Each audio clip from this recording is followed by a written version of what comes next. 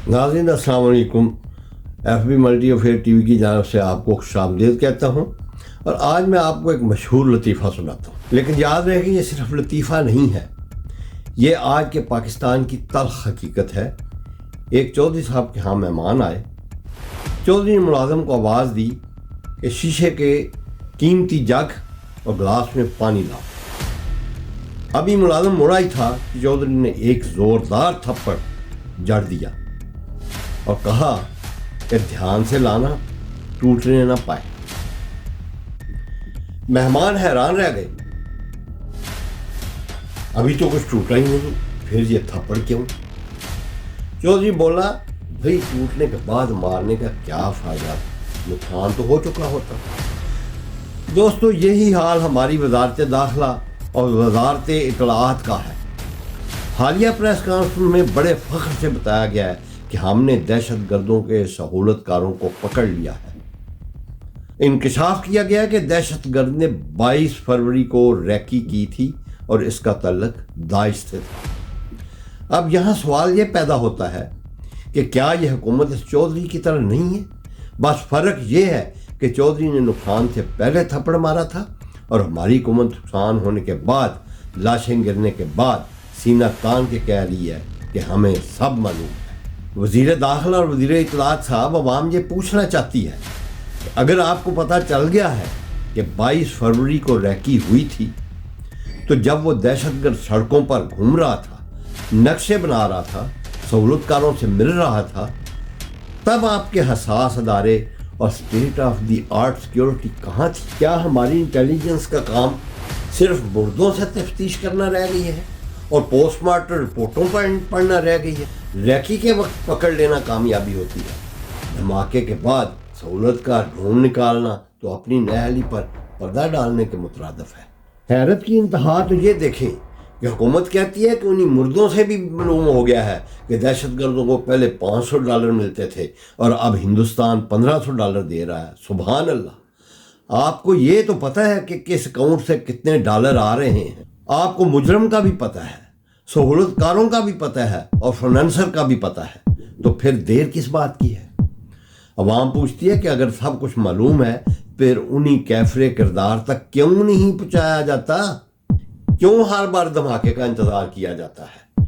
हमें बताया जाता है कि हम दहशतगर्दी के खिलाफ जंग लड़ते हैं और लड़ रहे हैं, लेकिन याद रखिए, दुनिया की बड़ी बड़ी जंगों में भी इतने लोग नहीं मारे जाते जितने हमने अमन के दौर में इस दहशतगर्दी की भींट चढ़ा दी है।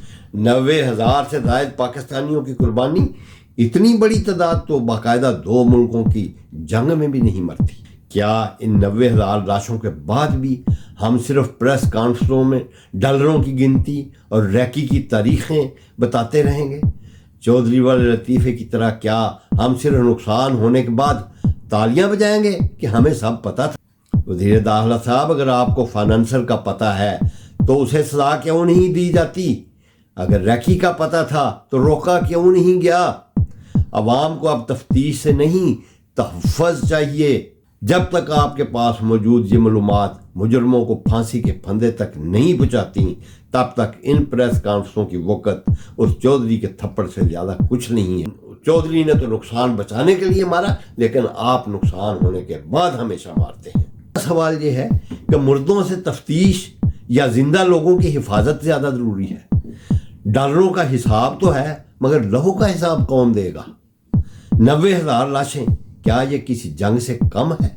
आम को इन प्रेस कॉन्फ्रेंसों से अब कोई दिलचस्पी नहीं रही, जहां सिर्फ ये बताया जाए कि दहशतगर्द कहां से आया था। अवाम ये जानना चाहती है कि उसे रोका क्यों नहीं गया? अगर चौधरी का थप्पड़ बेवकूफ़ी थी तो हुकूमत की ये बाद अज़ मर्गवार वेला वाली पॉलिसी इससे बड़ी नाअहली है। आपकी जिम्मेदारी रैकी रोकना थी, सहूलतकार को उस वक़्त पकड़ना था जब वो मंसूबा बना रहा था। जब साने हो जाए तो फिर इंकशाफात की वक़्त इस लतीफ़े से ज़्यादा कुछ नहीं, और ये एक हर वाक़े के बाद आपकी आदत हो गई है।